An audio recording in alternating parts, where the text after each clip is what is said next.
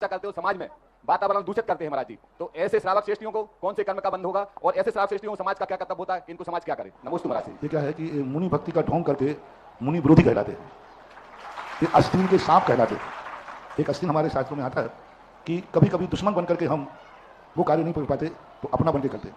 तो वो क्या करते हैं, किसी मुनि को अपने पक्ष में लेकर के दूसरे मुनियों के लिए बुराई करते हैं, उनकी निंदा करवाते हैं और उनकी आलोचना करते हैं। तो ये मुनि भक्त नहीं कहलाते, ये मुनि विरोधी कहलाते हैं। मुनि भक्त समाज अलग होती है, मुनि भक्त समाज की स्थिति अलग होती है। एक बार एक व्यक्ति ने, हमारे कुछ बहुत कट्टर मुनि भक्त थे, नाम नहीं ले रहा हूँ, राजस्थान घटना है, उन्होंने आचार्य जी के संबंध में कुछ कहा। तो मैंने कहा भाई आप मुनि भक्तों में आते? बोले हाँ। मैंने कहा आचार्य जी की आप बुराई कर रहे हैं, आचार्य जी मुनि हैं कि नहीं? बोले मुनि तो हैं लेकिन वो हमारे पक्ष के नहीं है। उन्होंने इस पर कहा हमारे पक्ष के नहीं है, हमारे विचार के नहीं है, हमारे पंथ के नहीं है और हमारे लिए उनसे कोई भी सम्मान नहीं मिलता है, इसलिए हम उनका विरोध करते हैं। तो बल्कि मुनि भक्त तो नहीं हुए ना आप अपने पक्ष भक्त हुए। ऐसा ही अपने समाज में आजकल, पहले बुंदेलखंड में ऐसा नहीं था, कुछ बुंदेलखंडियों में पाखंडी हो गए हैं जो मुनियों में बंटवारा कर रहे हैं, जो मुनियों को करो जाकर के कमरे में बंद होकर के गुटरगू करते हैं। हम मुनि महाराज ने क्या कहा पता नहीं, समाज में आके कहते हैं हमने तो ऐसा किया, हमने तो ऐसा किया। अरे तुम कौन होते हो मुनियों के संग के बंटवारे करने वाले? मुनियों के संग हम तुम लोगों के घर में तो इंटरफियर नहीं करते, तुम लोग क्यों करते? ये मुनि विरोधी है, ये कट्टर मुनि विरोधी है। इनकी वही दशा होगी जो राजा श्रेणिक की हुई थी, क्योंकि ये मुनियों का विरोध मुनियों में फूट डाल रहे हैं, संघों में फूट डाल रहे हैं। मुनि की बात, इस मुनि की बात उनसे कह जाते हैं, उन मुनि की बात उनसे कह जाते हैं। और जो मुनि थोड़े कमजोर होते हैं ना, बुद्धि नहीं लगा पाते हैं, ऐसे चापलूसों की बातों में आ जाते हैं।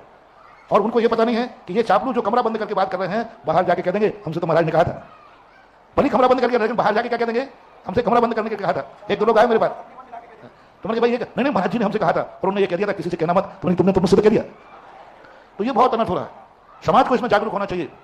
ऐसे संघों में फूट डालने वाले और ऐसे चापलू जो किसी साधु को, किसी आचार्य को अपने पक्ष में लेकर और संघों में विद्रोह डाल रहे हैं, ऐसी लोगों के लिए समाज को सबक सिखाना चाहिए और समाज की अखंडता को कायम रखना चाहिए। हम साधु लोग कुछ नहीं बोल सकते, इसका अर्थ है कि आप नहीं बोल सकते।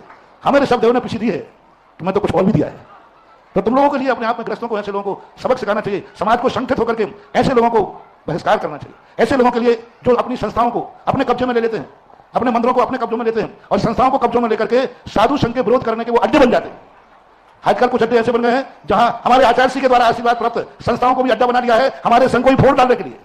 तो ये फूटे डाल रहे हैं। चेतो जागो। देखो मैं कभी अपनी तरफ से चला करके बोलता नहीं हूं और कोई मुझे छेड़ता है तो फिर मैं छोड़ता नहीं। एक बार पूज्य आचार्य महाराज के सामने किसी ने कहा कि सुधासागर महाराज ने ऐसा बोला है। तो आचार्य जी तो देखो गुरु और मां चेले को बहुत अच्छी तरह जानते हैं। तो उन्होंने कहा अच्छा ऐसा बोला है? तो 2 मिनट बाद आचार्य जी कहते देखो कोई ऐसा बोल तो नहीं सकता, तो महाराज बोला है। तो आचार्य जी कहते किसी ने छेड़ा जरूर होगा और वो सुधासागर है, छेड़ोगे नहीं तो बोलेगा नहीं और छेड़ दिया तो वो छोड़ेगा। ये मेरे गुरु की मेरे प्रति जो भावना है, धारणा है, वो मुझे कितना अच्छी तरह जानते थे।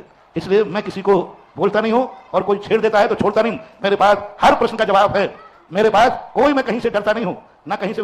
जब सामने आ जाए तो हर चीज का जवाब मेरे पास है। उन बुजदिलों के लिए यदि सीने में बाल हो तो सामने आकर के बात करें ना, साथियों के कमरों में छुप छुप करके बातें क्यों कर रहे हो? कई साधु लोग भी सबके सामने कहते हम तो चुप है और कमरे में गुटरगू करते रहते हैं। तो ये सब समाज के लिए बहुत बड़ा दोष है। ऐसे गुटरगू करने वालों को समाज के सामने चौराहे पर लाओ और कहो जो कहना है समाज के सामने कहो, कमरे के सामने क्यों कहते हो? कई लोग कहते हैं हमारे पास ये है, अरे जो है एक बात समाज के सामने रखो और कहो और समाज के ऊपर फैसले छोड़ देना चाहिए। समाज चेते, प्रश्न किया है, आज बाजार गर्म हो जाएगा। क्या हो रहा था कि बहुत दिनों से बाजार गर्म नहीं था, वो मुझे भी मजा नहीं आ रहा था। तो मैं कहूँ मुझे गैस बनती है कुछ यदि 2-4 महीने में कोई मेरे विरोध में कोई बात नहीं चलती ना और ऐसे प्रश्न नहीं आते तो मुझे भी गैस बनने लग जाती है। अब मेरी गैस निकल रही आज और क्योंकि ये स्थितियां समाज चेतो जागो। और बुंदेलखंडी समाज एक अखंड समाज रही है। बुंदेलखंडी समाज वर्णी जी की समाज रही है। बुंदेलखंडी समाज आचार्य विद्यासागर महाराज की समाज रही है। और आज लोग आचार्य विद्यासागर महाराज के झंडे को नीचे उतारना चाहते हैं, आचार्य विद्यासागर महाराज के लिए भूलना चाहते हैं, आचार्य विद्यासागर की उपेक्षा करना चाहते हैं। जब तक सुधासागर जिंदा है आचार्य विद्यासागर का झंडा झुकने नहीं देगा। आचार्य विद्यासागर का झंडा मैंने उठाया है, जीवन के अंतिम श्वास तक मुझे घुटने नहीं टेकना पड़े तो पूज्य आचार्य का झंडा ऊंचा करके रहूंगा। और सारी समाज को आचार्य का झंडा उठा के जाना चाहिए। अपन आचार्य विद्यासागर महाराज के चेले, बुंदेलखंड आचार्य विद्यासागर का है। बुंदेलखंड पर जो उपकार है आचार्य विद्यासागर महाराज के हैं, हम सब उनके ऋणी हैं। अपन सब उनके हैं। आचार्य महाराज ने बुंदेलखंड को एक अखंड रूप दिया है, अपन उसकी अखंडता कायम रखें। एक कमरों में बैठकर गुटरगू करने वालों को समाज को सबक सिखाना चाहिए और समाज को सबक सिखाने में पीछे नहीं हटना चाहिए, क्योंकि ये कुकर मुत्ते बाद में बहुत परेशान करते हैं।